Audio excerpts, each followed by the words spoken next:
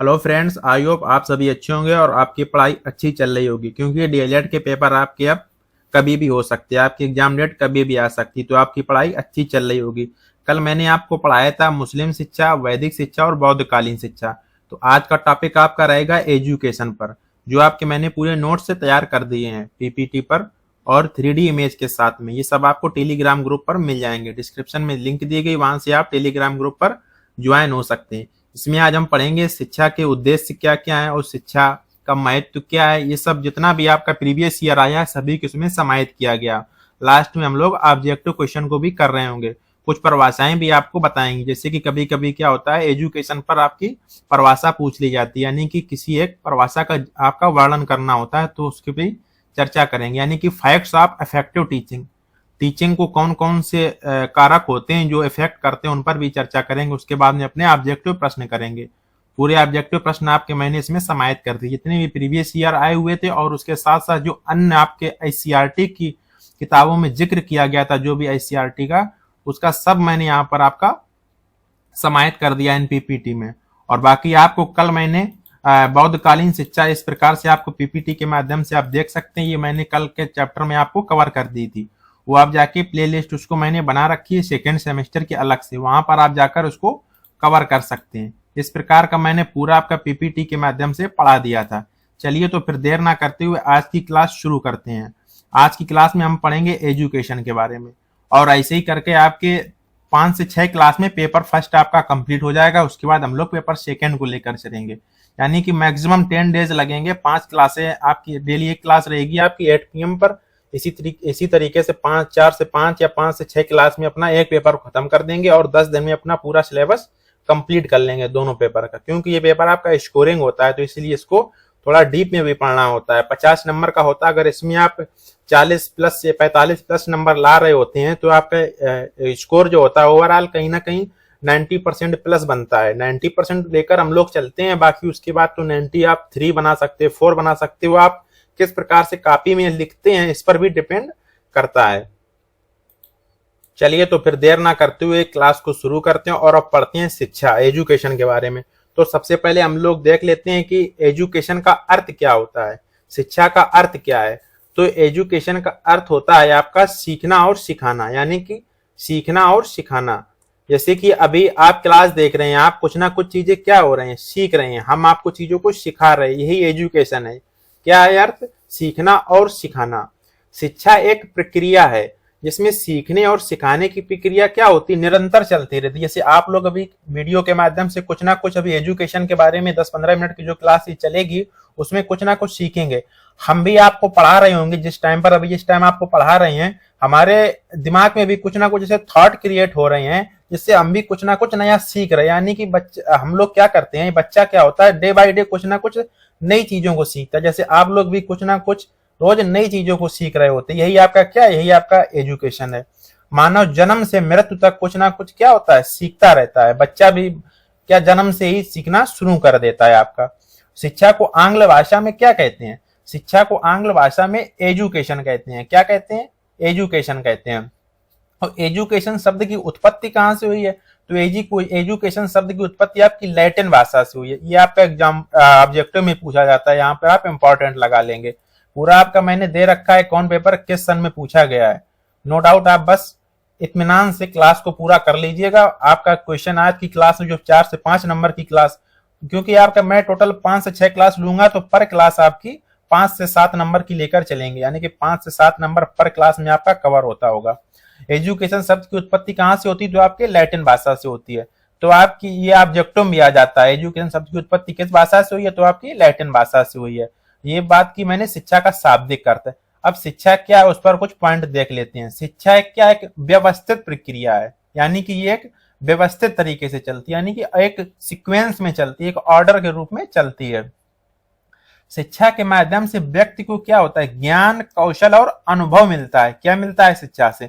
शिक्षा से ज्ञान मिलता है और स्किल का विकास होता है, यानी कि बच्चे के अंदर जो कुछ स्किल होती है, यानी कि कोई कौशल होता है, उसका क्या होता है, विकास होता है। और बच्चे को क्या मिलते हैं, इसमें अनुभव मिलते हैं। शिक्षा से व्यक्ति का व्यवहार बदलता है। जैसे कि आप 2 व्यक्ति ले लीजिए, एक पढ़ा लिखा हो और एक कम पढ़ा लिखा हो या अनपढ़ कह सकते हैं। अगर ये आप दो व्यक्तियों में अंतर देखेंगे तो दो व्यक्तियों के बाद का आप जो व्यवहार देखेंगे दोनों में आप अंतर पाएंगे। क्या पाएंगे? अंतर। शिक्षा से क्या होता है? व्यक्ति का व्यवहार बदलता है। शायद आप समझ पा रहे होंगे अच्छी तरीके से। शिक्षा से बच्चे के अंदर मौजूद जन्मजात शक्तियां विकसित होती हैं। जन्मजात शक्तियां कैसे? जैसे कि बच्चे में आर्ट की कोई स्किल है, यानी कि बच्चा कोई अच्छी तरीके से कला बनाता है। जैसे किसी की फोटो देखकर बच्चे ने अपने कॉपी में फोटो बना दी कुछ ही मिनटों में, तो ये बच्चे के अंदर क्या है कि स्किल है। अब जब बच्चा स्कूल नहीं जाएगा, बच्चा एजुकेट नहीं होगा, बच्चा सीखने का प्रयास नहीं करेगा। बच्चा सीखने का प्रयास कब करेगा? जब बच्चा स्कूल जाएगा। इसीलिए शिक्षा क्या होती है? बच्चे के लिए जरूरी होती है। जब बच्चा स्कूल में जाएगा, टीचर देखेगा हाँ बच्चे में स्किल है, तो बच्चे के लिए कुछ अलग से प्रावधान करेगा, यानी कि बच्चे की स्किल को क्या करेगा? एक नया आयाम देगा। शिक्षा से व्यक्ति में क्या होती है? समझ बढ़ती है, यानी कि अंडरस्टैंडिंग बढ़ती है। किसी भी आप टॉपिक पर बात करेंगे, अगर आप शिक्षित हैं तो आप उसके बारे में अच्छी तरीके से समझ पा रहे होंगे और आप समझने का प्रयास भी करेंगे। अब स्वामी विवेकानंद ने शिक्षा के बारे में क्या कहा, ये परिभाषा आपकी 2020 में पूछी गई, इस पे देख लेते हैं। मानव का संपूर्ण प्रकटीकरण क्या है? मानव का संपूर्ण प्रकटीकरण ही शिक्षा है। ये आपकी कभी कभी एक नंबर में परिभाषा पूछ ली जाती, तो ये आपकी परिभाषा यहां से आप याद कर सकते हैं। मानव का संपूर्ण प्रकटीकरण ही क्या है? शिक्षा है। अब बात करते हैं शिक्षा के कुछ आपके आईसीआरटी बुक में पॉइंट दिए गए हैं, ये आप पढ़ लेते हैं। कुछ ना कुछ जो ओवरऑल आज की क्लास में पढ़ाएंगे, एजुकेशन, ये आप सब जानते हैं। बस क्या होता है, आप जब सीक्वेंस तरीके से कॉपी में लिखते हैं तो आपको नंबर क्या होता है? अच्छे तरीके से मिल जाते हैं। बस आपको क्या होना है? सुनना है क्लास को, उसके बाद पेपर में तो आप ये सब चीजें लिख ही लेंगे। शिक्षा आजीवन चलने वाली प्रक्रिया है। कैसी? आजीवन चलने वाली प्रक्रिया। जैसे कि अभी ऊपर मैंने जिक्र किया था, बालक क्या होता है? जन्म लेते ही कुछ ना कुछ सीखना शुरू कर देता है, और ये कब तक मनुष्य सीखता है? तो आपका मृत्यु तक कुछ ना कुछ सीखता रहता है। ये होगा इंपॉर्टेंट पॉइंट।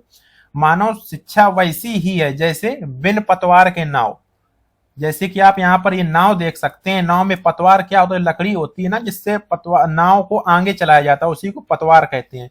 अब जब इसमें पतवार नहीं होगा या व्यक्ति नहीं होगा तो ये नाव किस दिशा में जाएगी? कोई पता नहीं। इसी प्रकार अगर मनुष्य शिक्षित नहीं है तो मनुष्य का जीवन में क्या होगा? कोई निश्चित गारंटी नहीं है। इसी प्रकार इसीलिए कहा गया है मानव शिक्षा वैसी हुई है जैसे बिना पतवार के नाव। शिक्षा विकास की प्रक्रिया, यानी कि शिक्षा डेवलपमेंट की प्रक्रिया है। किसकी प्रक्रिया है? तो शिक्षा आपके विकास की प्रक्रिया। अगर स्पीड आपको तेज लग रही हो तो आप थोड़ा इसको स्लो कर सकते हैं, क्योंकि कुछ बच्चों की डिमांड होती है थोड़ा जल्दी जल्दी से रिकॉल करा दीजिए, इसलिए थोड़ा स्पीड भी लेकर चलते हैं। शिक्षा एक गतिशील प्रक्रिया है। कैसी प्रक्रिया है? शिक्षा एक गतिशील प्रक्रिया है। शिक्षा एक द्विमुखी प्रक्रिया है और त्रिमुखी प्रक्रिया भी है। अलग अलग जो मनोवैज्ञानिक रहे उन्होंने अपने अपने हिसाब से शिक्षा का वर्णन किया है। जैसे शिक्षा की द्विमुखी प्रक्रिया, इसमें द्विमुखी में किसको किसको लिया गया है? तो आपके द्विमुखी में आपके स्टूडेंट को लिया गया है, और किसको लिया गया है? आपके टीचर को लिया गया है। स्टूडेंट और टीचर को लिया गया है। त्रिमुखी की बात करेंगे तो यहाँ पर आपके त्रिमुखी में स्टूडेंट रहेगा, और कौन रहेगा? स्टूडेंट रहेगा, और कौन रहेगा? आपका टीचर रहेगा। कौन रहेगा? आपका टीचर रहेगा। थर्ड आपका कौन होता है? करिकुलम। करिकुलम रहेगा। करिकुलम ये आपका तीन। त्रिमुखी में आपका स्टूडेंट, टीचर और करिकुलम, यानी कि पाठ्यक्रम। द्विमुखी में आपका स्टूडेंट और टीचर। ये भी आपका एक नंबर में पूछा जाता है, इंपॉर्टेंट है, इसको हल्के मत लीजिएगा। द्विमुखी प्रक्रिया कौन कौन है? स्टूडेंट और टीचर। द्विमुखी प्रक्रिया में आपके कौन कौन आएंगे? स्टूडेंट, टीचर और पाठ्यक्रम, यानी कि करिकुलम। अब कौन कौन मनोवैज्ञानिक ने किसने द्विमुखी का है, किसने त्रिमुखी का है, अभी इसको हम आगे समझेंगे। जो ऑब्जेक्टिव में मैंने आपके लिए कवर कराया है वहां पर समझेंगे। अभी आप इतना याद रखेंगे, द्विमुखी और त्रिमुखी।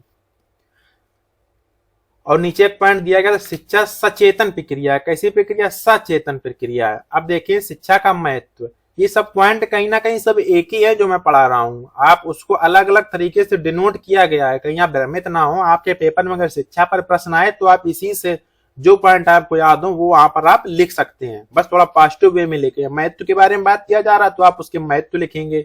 अगर शिक्षा का अर्थ पूछेगा तो आप अर्थ बताएंगे। शिक्षा का अर्थ होता है सीखना और सिखाना। बस थोड़ा आपको इन चीजों को ध्यान रखना है, बाकी सब एक ही है।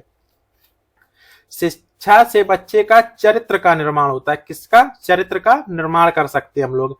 शिक्षा से बच्चे में नैतिक मूल्य, जो भी नैतिक मूल्य होते हैं उससे जब बच्चे को शिक्षा दी जाती है, सबसे पहले बच्चों को नैतिक मूल्य सिखाए जाते हैं, सामाजिक मूल्य यानी कि सामाजिक न्याय, किस प्रकार से समाज से क्रिया करनी है, यानी कि समाज के साथ किस प्रकार से व्यवहार करना, ये सब आपको शिक्षा के माध्यम से ही सिखाया जाता है।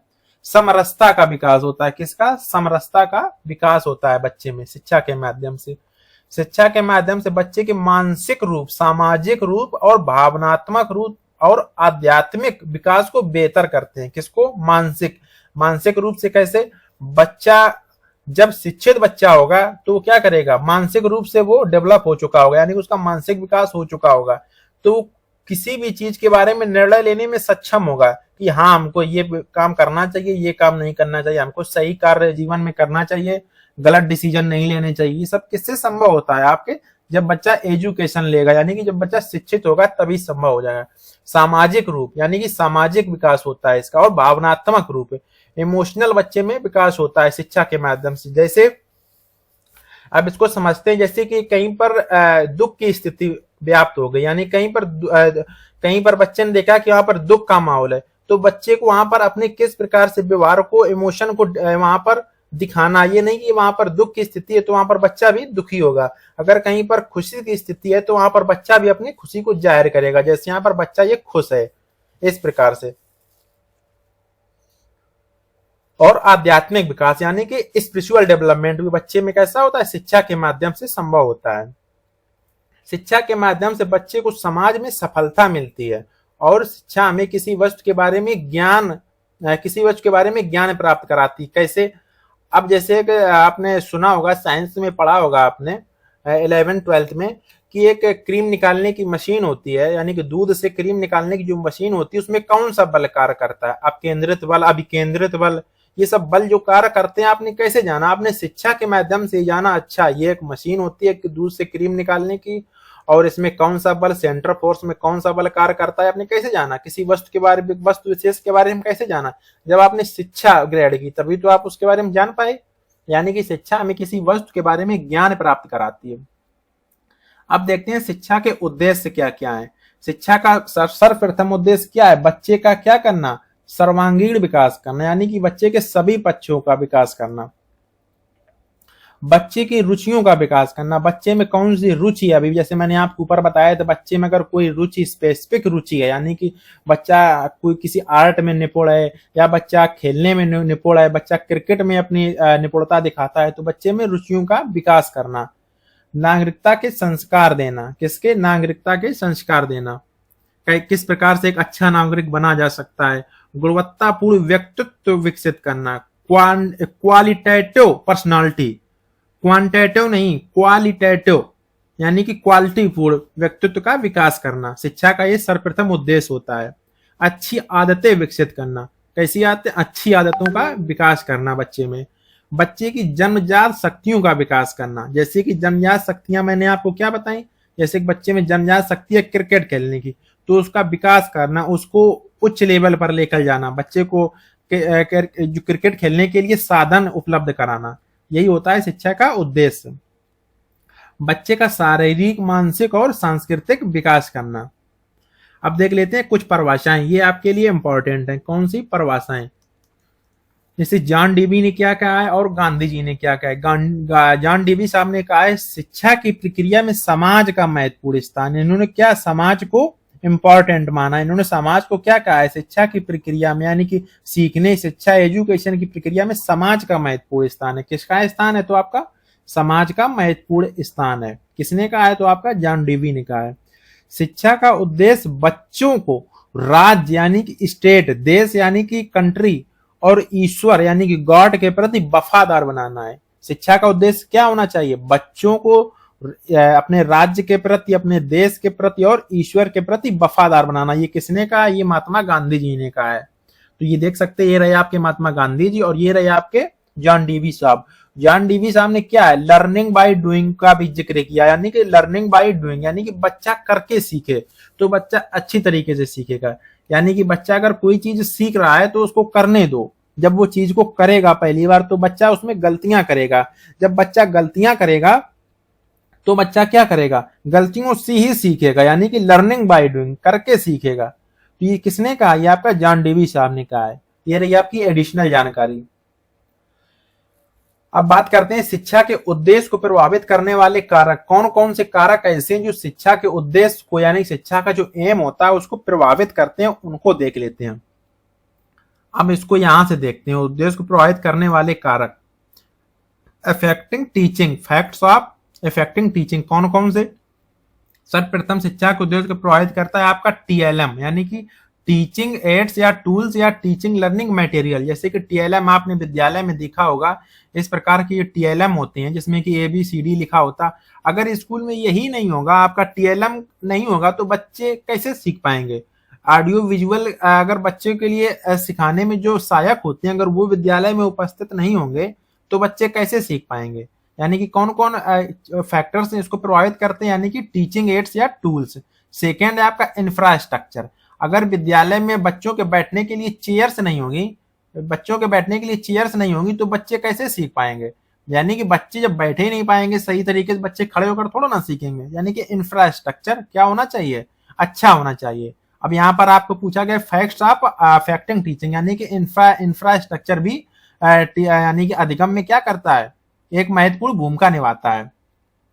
प्रेजेंस ऑफ माइंड, यानी कि प्रेजेंस ऑफ माइंड, बच्चा सीखने के समय में यानी कक्षा में है या नहीं। बच्चा क्लास में तो बैठा है, पता चला उसका दिमाग घर में है कि मम्मी ने आज क्या बनाया होगा, मम्मी की रसगुल्ला तो नहीं बना रही हूँ।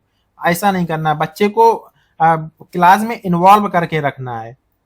स्टूडेंट टीचर रेशियो, यानी कि ये नहीं कि 100 बच्चों पर एक टीचर है आपका, ये आपका गलत है।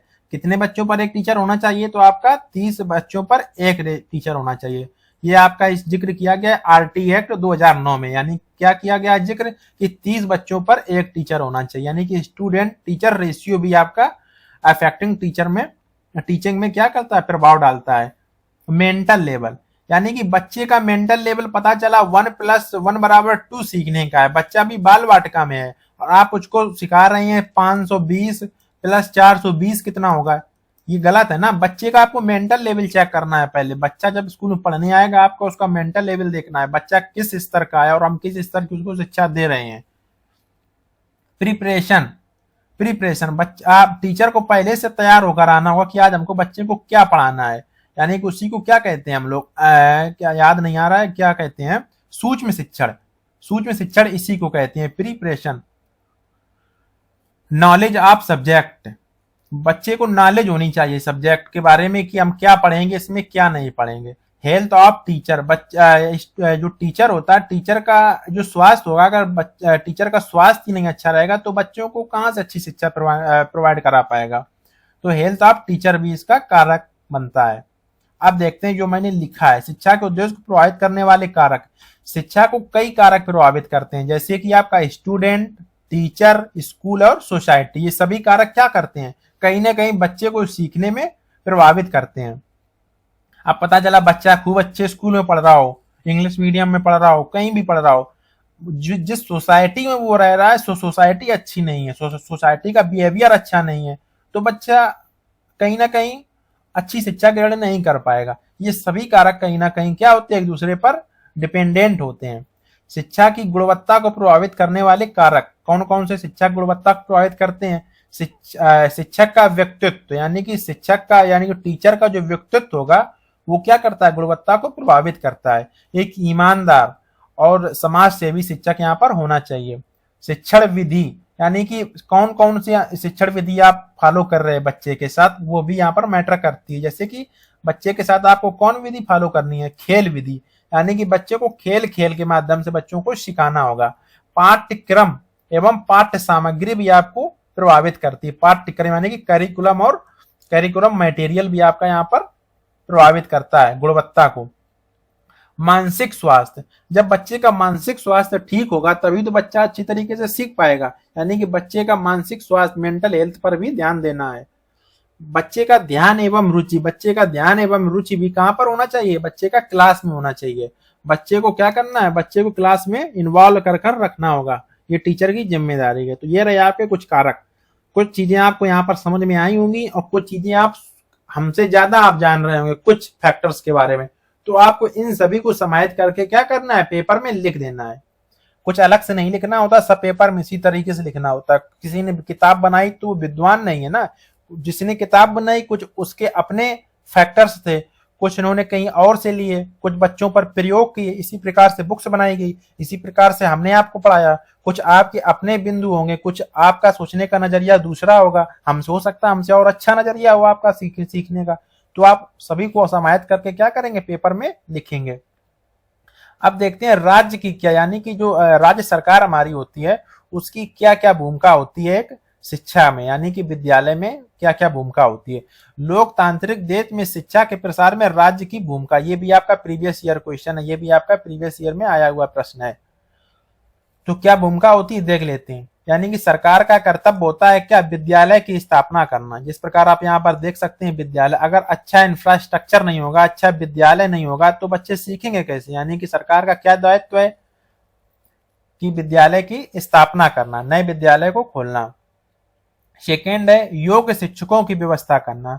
जैसे कि आप कभी कभी देखते होंगे कुछ वीडियो वायरल होती हैं जो कि अधिकतर बिहार राज्य की होती हैं, तो उसमें देखते होंगे टीचर से इंटरव्यू लिया जाता है तो टीचर अपने प्रधानमंत्री का नाम नहीं बता पाते। इस प्रकार से टीचर नहीं होने चाहिए। टीचर कैसे होने चाहिए, टीचर योग्य होने चाहिए। जिस प्रकार आप लोग इस समय जो नई पीढ़ी हो रही है वो कैसी हो रही है, शिक्षित हो रही है। आप लोगों को टीचर बनाया जाना चाहिए। शिक्षक कैसा होना चाहिए, योग्य शिक्षक होने चाहिए। विद्यालय को आर्थिक सहायता प्रदान करना, यानी कि जब विद्यालय को आर्थिक सहायता दी जाएगी तभी तो जो विद्यालय का प्रिंसिपल होगा या टीचर होंगे तब तो वो टीएलएम का प्रबंध करा पाएंगे, मिड डे मील योजना को सही तरीके से निर्वहन कर पाएंगे। तो इसी प्रकार से विद्यालय को आर्थिक सहायता सरकार का दायित्व होता है क्या, प्रदान कराना। बालकों को सर्वांगीण विकास में सहायता करना। सर्वांगीण विकास कैसे, जैसे कि बच्चों के लिए एक्टिविटी के जो साधन होते हैं उसको क्या कराना, उसको उपलब्ध कराना। जैसे कि क्रिकेट किट, यानी कि क्रिकेट की जो किट होती है, खेल की जो किट होती है उसको उपलब्ध कराना, वॉलीबॉल उपलब्ध कराना, ये सब यानी सर्वांगीण विकास, यानी कि सभी पक्षों के विकास पर ध्यान देना चाहिए सरकार को। अब इस पर देख लेते हैं ऑब्जेक्टिव प्रश्न। जैसे कि मैंने ऊपर पढ़ा था शिक्षा एक द्विमुखी प्रक्रिया है। कुछ पॉइंट मैंने जो इंपॉर्टेंट ऊपर पढ़े थे। द्विमुखी प्रक्रिया में कौन कौन से हमने पढ़े थे द्विमुखी में आपका, पहला आपका हो गया था स्टूडेंट, सेकेंड हो गया था आपका टीचर। कौन का, स्टूडेंट और टीचर। स्टूडेंट और टीचर ये आपके द्विमुखी में हुआ जाके। तो ये किसने कहा था, ये आपका कहा था जॉन एडम ने। किसने कहा था, जॉन एडम। अब इसको याद कैसे करेंगे इस पर भी अभी चर्चा करेंगे, पहले इसको समझ लेते हैं। शिक्षा एक द्विमुखी प्रक्रिया है, त्रिमुखी।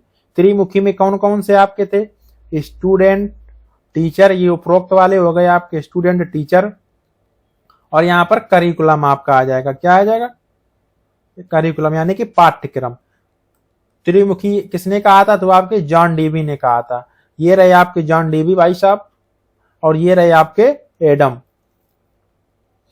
अब इसको याद कैसे करेंगे, द्विमुखी। द्विमुखी और त्रिमुखी को याद कैसे करेंगे। द्विमुखी में जब आप यहाँ पर देख पा रहे होंगे जॉन एडम, एडम ए और डी, यहाँ पर दो शब्दों का प्रयोग हो रहे हैं। कौन से, ए और डी। कितने शब्द यूज हो रहे हैं, ए और डी। जिस शब्द में दो यूज हो रहे हैं, ए और डी, दो वर्ड यूज हो रहे हैं, तो इन्होंने क्या कहा है, द्विमुखी। जब त्रिमुखी को याद करने की कोशिश करेंगे तो यहाँ पर क्या हो रहा है,